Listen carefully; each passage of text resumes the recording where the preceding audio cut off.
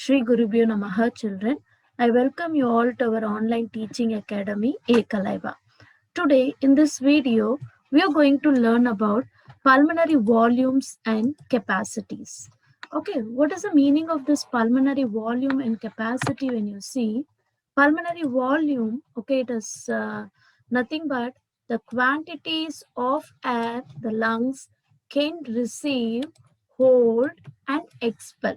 Okay, the quantity of air, okay, our lung can receive, inspire, hold and exhale under different condition is called pulmonary volumes. Okay, so this is about volumes.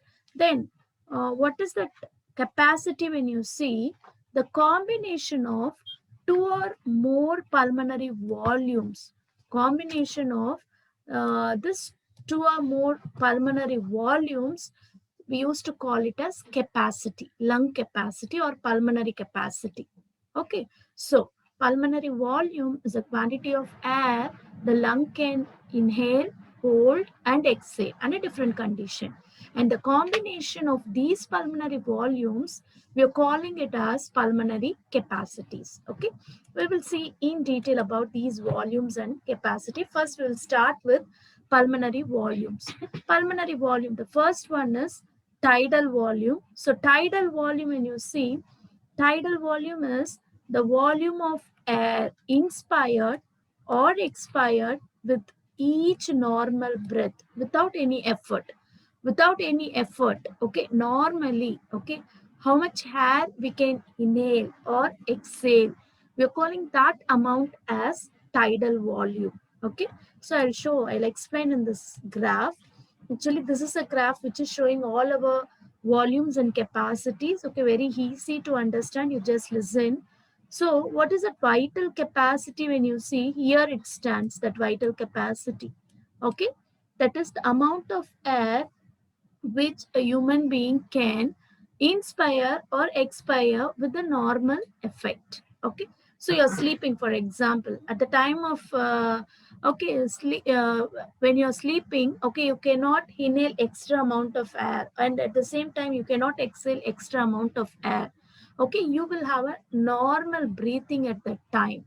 So in that normal breathing, how much amount of air can be inhaled or exhaled, that amount we are calling it as a vital capacity of our lungs. Okay, so it starts from 2200 and it goes up to 2700 volume, that is in ml. So 2700 minus 2200, our vital capacity range is 500 ml. And why it starts from 2200? When you see, when you inhale, okay, there will be some residual amount of air present in our lungs and the respiratory passage.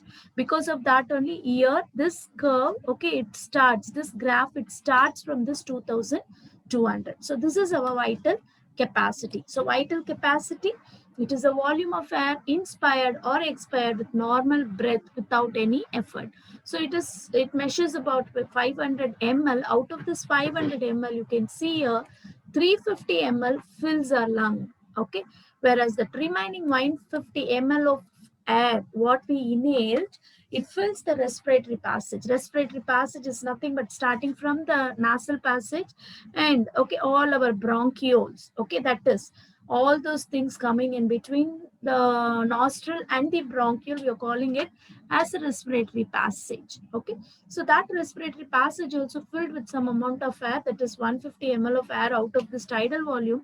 And this 150 ml which fills our respiratory passage, we're calling that as a dead space volume. Okay, dead space volume. So all these two things together, we're calling that as our tidal volume. So this is our tidal volume, the first one. Okay, then the second one, when you see, it is our inspiratory reserve volume. Okay, the second one is our inspiratory reserve volume. So what is that inspiratory reserve volume? When you see, the extra amount of air that can be inspired forcibly. Okay, when you're doing yoga practice and all, okay, master used to give you command, okay, inhale, okay, exhale. So that is extra amount of air you have to inhale at that time. So that extra amount of air that can be inspired. Inspiration is nothing but inhalation. Okay, so extra amount of air that can be inspired forcibly using our abdominal muscles also. Okay, forcible inspiration and expiration, it involves our abdominal muscles. Already we have seen that. So in that forcible inspiration, what is the extra amount of air that can be inhaled? That extra amount of air, we are calling that as our inspiratory reserve volume. This inspiratory reserve volume, it actually measures about 2500 to 3000 ml. Okay, then expiratory reserve volume, we'll see that, then I'll show you that graph. Inspiratory in the sense the extra amount of air that can be inspired. Expiratory in the sense the extra amount of air that can be expired forcibly after a normal expiration. Okay, after a normal expiration, and after that, okay, exhale completely, they used to say at the time of yoga practice. Okay, so after a normal expiration, how much amount of extra air you can exhale, that is our expiratory reserve volume. Inspiratory reserve volume range, when you say, it is between 2500 to 3000 ml, whereas in expiratory reserve volume, it measures about 1000 to 1100 ml.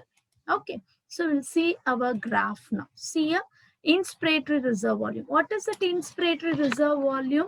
Inspiratory reserve volume, something, okay, that is the extra amount of air. This is our normal inspiration. Okay, this shows our normal inspiration. Okay, so the extra amount after this normal inspiration, with the help of forcible inspiration, how much amount of extra air can be inhaled. Okay, this extra amount of air which can be inhaled, we can call that as our inspiratory reserve volume. At the same time, so this is the extra amount of air, sorry, the normal inspiration, and this is normal expiration. And here also, this is our normal expiration. Okay, normal expiration. So what is that ERV, that expiratory reserve volume? So expiratory reserve volume is nothing but something, okay, that is the extra amount of air that can be expired after this normal inspiration. Okay, the extra amount of air that can be expired after this normal expiration, we are calling that as our expiratory reserve volume. So this is about our inspiratory reserve volume and expiratory reserve volume. Okay, the next one when you see residual volume. Okay, the last volume is called residual volume. What is that residue? What do you mean by residue? Something which is left out. Okay, so what is this residual volume? When you see the volume of air that remains still in the lung after the most forcible expiration. Okay, the volume of air that remains still in the lung after the most forcible expiration. Just see our graph. This is our expiratory volume, reserve volume. That is the extra amount of air which can be exhaled forcibly. Even after that forcible expiration, little amount of air, okay, it is present in our lungs. Okay, that amount of air, okay, which remains in our lungs, we used to call that as our residual volume. So this is about the four volumes, that is tidal volume, that is the normal amount of air which can be inhaled or exhaled with a normal expiration and normal inspiration. Okay, then inspiratory reserve volume, even after a normal inspiration, okay, the extra amount of air which can be inspired, okay, with the most forcible inspiration, we are calling that as our inspiratory reserve volume. And expiratory reserve volume, after the normal expiration, okay, the extra amount of air which can be expired in the forcible expiration. And what is that residual volume? The amount of air which remains in our lung even after a that is forcible expiration. After a forcible expiration, also little amount of air will be there, which is enhancing the gaseous exchange, continuous exchange of gases. So that is our residual volume. So this is about our volumes. Next, we are going to see about our lung capacity. Okay, actually, 5 capacities are there. Here it is showing only 4. I'll tell you what is the other one.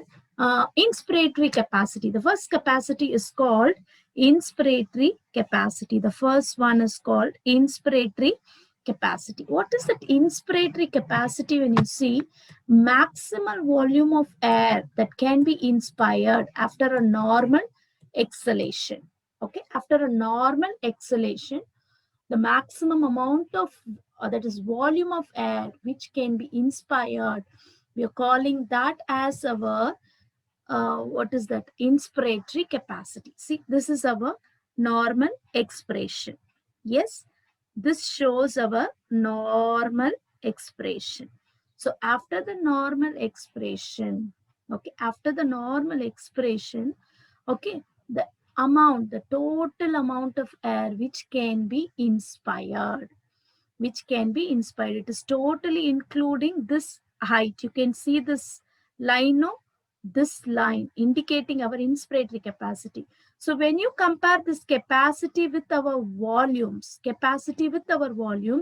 this includes this one, that is our tidal volume. That is the air which can be normally inspired, okay, without any forcible inspiration. And this shows inspiratory reserve volume, the extra amount of air which can be inhaled with the most forcible inspiration. So this inspiratory capacity, already I told you, capacity is the combination of volumes. So this one, it shows that, okay, that is, you can see this one plus this one only, it is showing our inspiratory capacity. So inspiratory capacity is equal to our tidal volume and inspiratory reserve volume. So the combination of tidal volume and inspiratory reserve volume, we are calling that as our inspiratory capacity. Okay, inspiratory capacity. And the next capacity, actually it is not shown here, but it is given in your textbook, that is expiratory capacity. Okay, so expiratory capacity is nothing but, okay, after the normal inspiration, now, okay, this is our normal inspiration. Okay, after the normal inspiration, okay, the total amount of air, okay, the total amount of air which can be exhaled, the total amount of air which can be exhaled. So with the forcible thing, we can exhale only this much amount of air. Residual volume we cannot exhale. Because of that only we are calling it as a residual volume. Okay, so now it includes this normal inspiration and this, okay, expiratory reserve volume. So the expiratory capacity, make a note of this, expiratory capacity is equal to our tidal volume. Okay, it is nothing but our tidal volume plus expiratory reserve volume. Just note it down. It is not shown in this graph, but it is there. Okay, so this is our expiratory capacity. Okay, children. Then the next one, when you see, so we completed inspiratory capacity, and the second one is expiratory capacity. Inspiratory capacity and expiratory capacity. And the third one, when you see, it is functional residual capacity. Okay, what is the functional residual capacity? When you see the volume of air remaining in the lungs after normal expiration. What is the difference between residual volume and residual capacity? Residual volume is the volume of air that remains in our lung after most forcible expiration. but here it is after a normal expression. Okay, we will see it in our graph. See here. So, functional residual capacity, this is our normal expression. Okay, this shows our normal expression. So, after a normal expression, the residual volume of air that remains in our lung, okay, that remains in our lungs, you used to call that as our functional residual capacity. And see this functional residual capacity, it is also including some two things. Okay, that is this one and this one. Okay, this line, it equals to the combination of this one and this one, which is nothing but the expiratory reserve volume plus residual volume. So functional residual capacity is the combination of two volumes, that is expiratory reserve volume and residual volume. Okay, so this is about our functional residual capacity. The next one, fourth one, when you see it is vital capacity. Okay, vital capacity. So what is this vital capacity when you see? Okay, vital capacity, it is something, okay, that is, you can see here the volume change between maximal and inspiration and maximal expiration. Okay, maximal inspiration, maximal expiration. Otherwise, how we can say this when you see the amount of air, okay, that is the amount of air which one can inhale and exhale with maximum effort. Okay, the amount of air amount of air which one can inhale and exhale with maximum forcibly. Okay, forcibly. What is the total amount of air? Okay, one can inhale and exhale, both the things together. Okay, so that is, we are calling it as a vital capacity. Okay, the capacity of our lung, forcibly how much amount of air can be inspired and expired, that is our vital capacity. We'll see our graph. See vital capacity, the amount of air, this place it shows normal inspiration and expiration, and this place it shows inspiratory reserve volume, and this place it shows expiratory reserve volume. This is our tidal volume. So this one, okay, vital capacity of our lung, it is the combination of three volumes actually. That is inspiratory reserve volume, vital tidal volume, and expiratory reserve volume.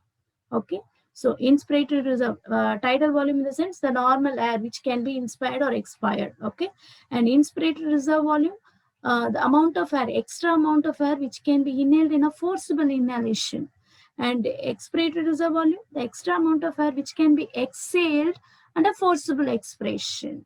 Okay, so all these three things, okay, combination of these three volumes, we are calling that as our vital capacity. The last one when you see it is our total lung capacity. So total lung capacity, total capacity of our lung, that is the volume of air in the lung, okay, after the maximal inspiration, sum of all the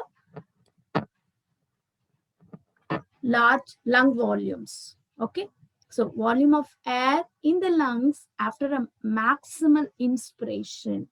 Okay, after a maximal inspiration, what is the total amount of air present in the lung, including respiratory passage? Okay, it is not only in our lung, it is including our respiratory passage. Okay, respiratory passage. That is something we saw that as under tidal volume, dead space volume. So including the text place volume also, that is also okay. It comes under the tidal volume only. Okay.